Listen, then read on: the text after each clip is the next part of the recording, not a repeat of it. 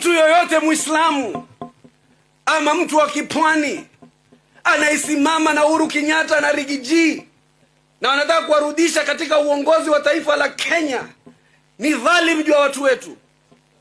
Sisi wakati wa uongozi wa Kenyatta na uongozi wa Kibaki, watu wa pwani walipoteza watu 683, 683 people walipotea wakati ya hizo awamu mbili.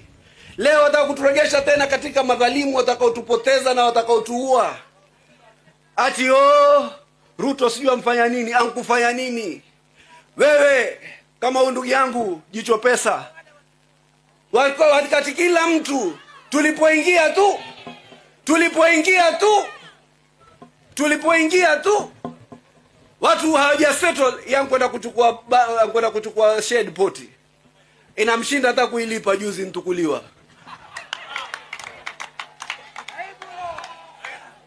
haujui biashara, maana watu wa kunyakua hawajui biashara, wajua kunyakua peke yake. Ankwenda kanyakua, juzi akashindwa, akaanza kusema wenzake sijui wampawa kazi, yeye hakupewa. Na wewe pia uliambiwa utoe majina, mbona hukukataa? Najua tuko wa viongozi watatu peke yetu tulikataa kutoa majina, tukasema mtoto yoyote atakayechaguliwa ni mtoto wetu. Tusitumie nguvu zetu za kisiasa kusukuma marafiki zetu na wale wanaotujua. Je, wale wasiotujua watafika wapi?